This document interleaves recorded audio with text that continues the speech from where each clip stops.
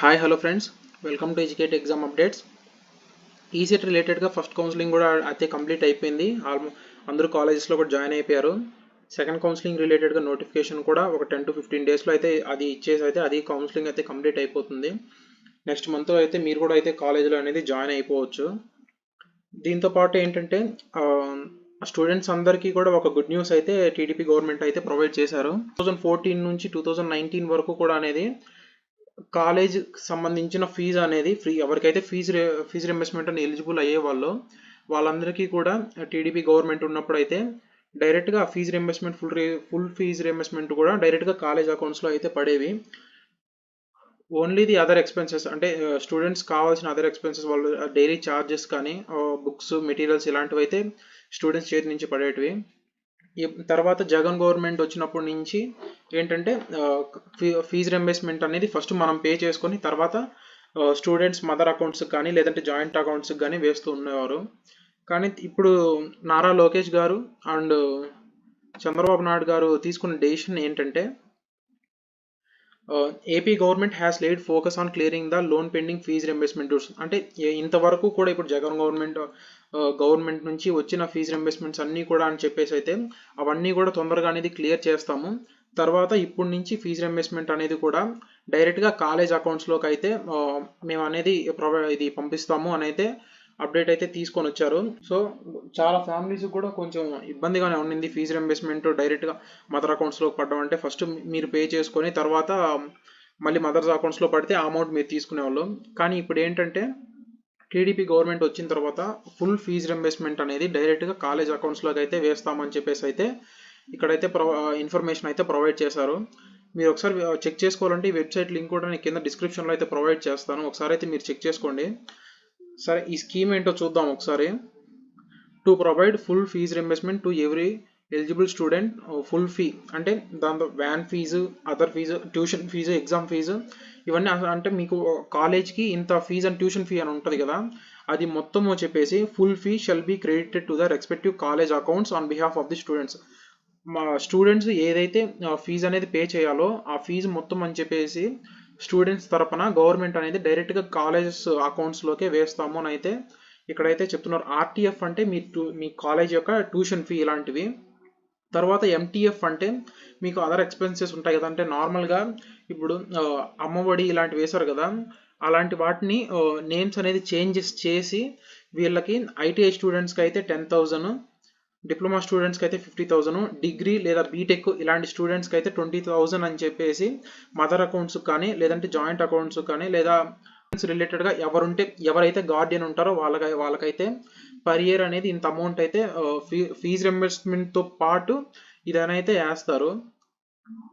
So ఇదైతే ఒక good న్యూస్గానే చెప్పుకోవచ్చు. ఎందుకంటే ఫీజు రింబర్స్మెంట్ వచ్చిందంటే చాలా హ్యాపీగానే ఉంటుంది. దాంతోపాటు ఏంటంటే డైరెక్ట్గా కాలేజ్ అకౌంట్స్లోకి పడుతాయి కాబట్టి ఫీజు ప్రెజర్ అనేది అయితే పేరెంట్స్ మీద కానీ మీ మీద కానీ పడదు. సో ఇదైతే ఒక గుడ్ న్యూస్గానే చెప్పుకోవచ్చు. తర్వాత దీనికి కూడా ఎలిజిబిలిటీ అనేది ఉంది. ఎలిజిబిలిటీ ఒకసారి చెక్ చేసుకుందాము. అంటే స్టూడెంట్ ఎవరెవరైతే పాలిటెక్నిక్ కానీ ఐటీఐ కానీ డిగ్రీ ఆర్ అబోవ్ లెవెల్ అంటే బీటెక్ స్టూడెంట్స్ కానీ ఎనీ డిగ్రీ ఏదైతే చేస్తున్నారో వాళ్ళందరికీ కూడా ఫీజు రింబర్స్మెంట్ అనేది అప్లికబుల్ అవుతుంది. దీంతో పాటు ఏంటంటే day scholar students in college attached hostels and department attached hostels అంటే హాస్టల్స్ కానీ డే స్కాలర్స్ కానీ ఎవరికైనా కూడా ఇది అనేది ఎలిజిబుల్ అవుతుంది. కానీ మీకు కంపల్సరీగా ఇది ఫీజు రింబర్స్మెంట్ కానీ స్కాలర్షిప్స్ కానీ మీరు అందుకోవాలంటే కంపల్సరీగా మీ అటెండెన్స్ అనేది 75% అబోవ్నే ఉండాలి. 75% అబోవ్ ఉంటేనే మీకు అనేది ఫీజు రింబర్స్మెంట్ అనేది అన్ని కూడా ప్రొవైడ్ చేస్తారు. దాంతోపాటు students under following categories are not eligible for available of schemes అని ప్రొవైడ్ చేస్తున్నారు. అంటే ఎవరెవరైతే ఇది ఫీజు రింబర్స్మెంట్ అనేది అప్లికబుల్ కాదో ఒకసారి అయితే చూద్దాము. స్టడీయింగ్ ఇన్ ప్రైవేట్ యూనివర్సిటీస్ ఎవరైతే జాయిన్ అయి ఉన్నారో, దాంతోపాటుగా డిస్టెన్స్ ఎడ్యుకేషన్ కోర్సెస్ వాళ్ళకి లేదా స్పాట్లో అడ్మిట్ అయిన వాళ్ళు లేదంటే మేనేజ్మెంట్ మీద జాయిన్ అయిన వాళ్ళు, అంటే ఎవరైతే ఇలా ఈసెట్ కానీ లేదంటే పాలిసెట్ ఎంట్రన్స్ ఎగ్జామ్ కానీ లేదా ర్యాంక్ లేకుండా జాయిన్ అయిన వాళ్ళు అంటే డైరెక్ట్గా కాలేజీలోకి వెళ్ళి అడ్మిషన్ కట్టి మేనేజ్మెంట్ ద్వారా జాయిన్ అయి ఉంటారు కదా, వాళ్ళకైతే కూడా ఇది ఫీజు రింబర్స్మెంట్ అనేది అప్లికబుల్ కాదు. ఓన్లీ ఎవరైతే ర్యాంక్ తెచ్చుకొని సీట్ అనేది వచ్చింటుందో వాళ్ళకి మాత్రమే ఇది ఎలిజిబుల్ అనేది అవుతుంది. దాంతోపాటుగా ఫ్యామిలీ ఇన్కమ్ అనేది పర్ ఇయర్కి 2.5 lakhs కంటే తక్కువ అనేది ఉండాలి.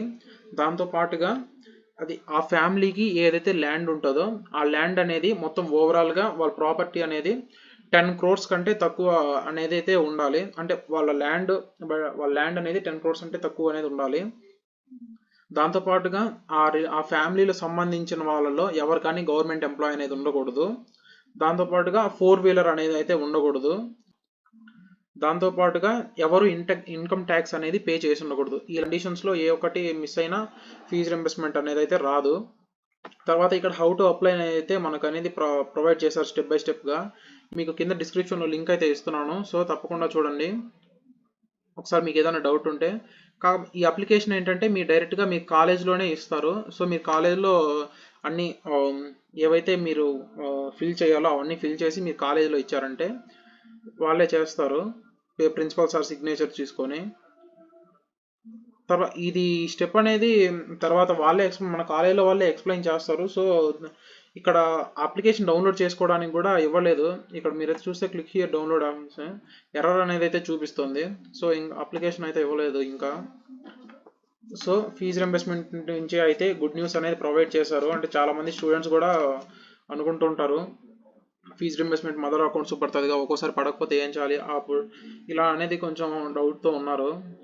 సో ఫీజు రింబర్స్మెంట్ అనేది డైరెక్ట్ కాలేజీ పడుతుంది కాబట్టి సో అందరూ స్టూడెంట్స్ అయితే హ్యాపీ. సో కొంచెం అయితే సపోర్ట్ చేయండి గాయస్. మీకు ప్రతి ఒక్క అప్డేట్ అనేది అయితే మీకు ప్రొవైడ్ చేస్తుంటాను. ఈసెట్ సెకండ్ కౌన్సిలింగ్ ఇంకా దానికి రిలేటెడ్ నోటిఫికేషన్ కూడా రాగానే ప్రొవైడ్ చేస్తాను మీకు. దాంతోపాటుగా డిప్లొమా వాళ్ళకి అన్ని డౌట్స్ కూడా అనేది ఇంకైతే స్టార్ట్ చేస్తాను. కొంచెం వర్క్స్ ఉండడం వల్ల చేయలేకపోయాను. సో ఇది ఫీజు రింబర్స్మెంట్ గురించి అప్డేట్ అయితే. So all the best guys. Thank you. Keep supporting. Like, share and subscribe.